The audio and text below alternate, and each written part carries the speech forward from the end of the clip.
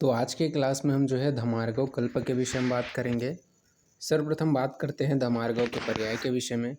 तो धमार्गव को सर्वप्रथम यहाँ पे पर्याय में बोला गया है। महाजालिनी बोला जाता है, राज कोशकी बोला जाता है, कोष्ठी बोला जाता है, कोटफला तथा करकोटी आदि नामों से जाना जाता है। बात करें इसके पर्याय को कैसे याद कर सकते हो, तो यहाँ पे आप जो है महाराज को करकोटी प्रणाम, ठीक है।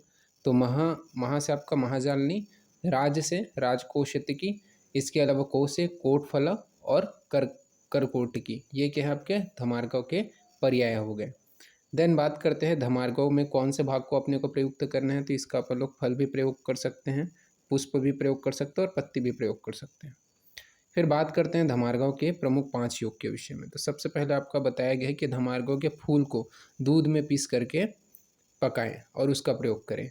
फिर उसके बाद में सेकंड योग में बोला गया है कि धमार्गव के फल को दूध में पकाएं और पेया बना करके उसका यूज़ करना है।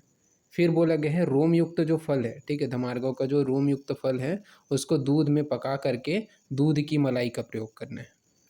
फिर चौथा योग के अंतर्गत बताया गया है, चौथा जो योग है उसके अंतर्गत कि जो धमार्गव है, ठीक है, तो धमार्गव के फल में रोम ना रह जाए, मतलब रोम रहित जो फल है उसको लेना है और उसमें क्या है उसको दूध में पका करके जमा करके उसकी मलाई का प्रयोग करना है।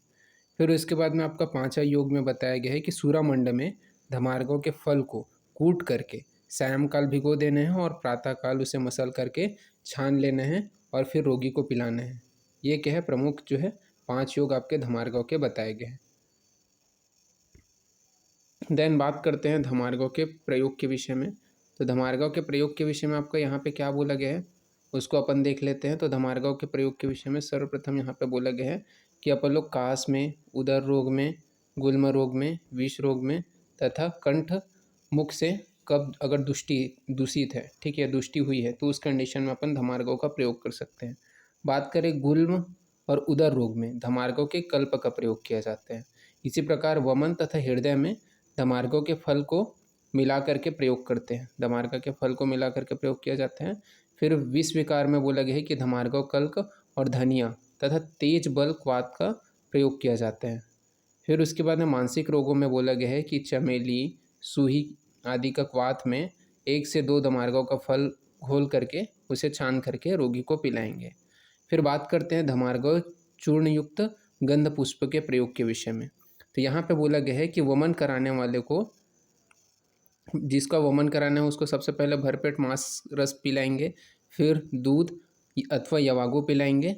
उसके बाद में धमार्गव का चूर्ण कमल पर छिड़क करके सूंघाएंगे और रोगी को सुखपूर्वक इस प्रकार से क्या है वमन कराया जाता है। फिर बात करते हैं धमार्गव के 2 योगों के विषय में। तो 2 योग कौन से हैं। तो सबसे पहले बोला गया है उसको बनाने के लिए धमार्गव को चूर्ण को जल से चूर्ण कर लेना है और जल से पीस करके जल उसमें मिला देना है और जो बेर है, बेर समान उसको क्या है पीस करके उससे गोठली बना लेनी, गोली बना लेनी उसको, ठीक है। और उसके बाद में उसे बोला गया कि गोली को गोबर के रस में, ठीक है, पहला योग जो बनेगा गोली को गोबर के रस के साथ में अपन लोग जो है मिला करके प्रयोग करेंगे। इसके अलावा घोड़े की लीद के रस के साथ में अंजलि प्रमाण में ले करके, अंजलि प्रमाण में आपको घोड़े की लीद को लेना है और उसको मिला करके प्रयोग करना है। तो ये क्या है 2 योग आपके बताए गए और उस घोल को क्या है रोगी को पिलाना है। फिर बात करते हैं धमार्गव के 10 योगों के विषय में। तो जो धमार्गव के 10 योग कौन से हैं। तो धमार्गव के चूर्ण कर लेने हैं और पशु के वीट के रस में मिलाना है, ठीक है। तो 10 योग कैसे बनेंगे। तो डिफरेंट जो पशु है उनके वीट के धार पर, ठीक है, वो क्या है डिफरेंट होंगे। जैसे कि चितकबरा हिरण, ठीक है, उसके बाद नील हिरण, फिर उसके बाद में कंगारू, फिर बोला गया है गज, फिर बोला गया है ऊँट, खच्चर, भेड़, खद्रष्ट, गधा और आपका जो है गेंडा, ठीक है। ये टोटल 10 जो जंतु हैं उनके 10 जो है आपके लीड मिलेंगे और उनके क्या है 10 योग यहाँ पे आपको बताए गए हैं, ठीक है। प्रत्येक के एक बनेंगे। इस प्रकार से आपके टोटल 10 जो है यहाँ पे बताए गए हैं।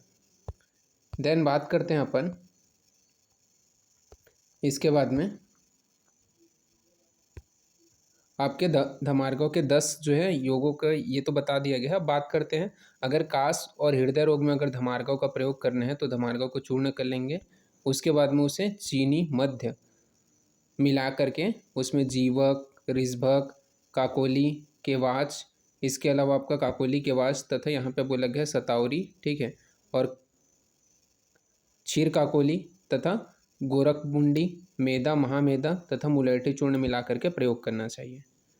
फिर बात करते हैं धमार्गाव के 60 योग को आप कैसे याद कर सकते हो। तो इसे आप जो है अभिघंसु को दूध के 4 कप पर आजसक है, ठीक है, ये ट्रिक है आपका। अभिघंसु को दूध के 4 कप पर आजसक है। तो अ से क्या है, अतयुक्ता के 1 योग है, घ से घृत के 1 योग है, न से नस्य के 1 योग है, फिर सु से तो सुरा और आसव के 2 योग हो गए। फिर बोले गए हैं दूध के 4 कप पर, तो दूध के 4 योग हैं। फिर क से आपका कसाय, कसाय के 20 योग हैं। फिर उसके बाद में प से पत्ती, पत्ती के आपके 9 योग हैं। इसके अलावा स यानी कि आपका जो आपका सक्रिय रस है, तो सक्रिय रस के 2 योग हैं। और क से कल्क, कल्क के 10 योग हैं, ठीक है। तो इस टाइप से आप जो है 60 योगों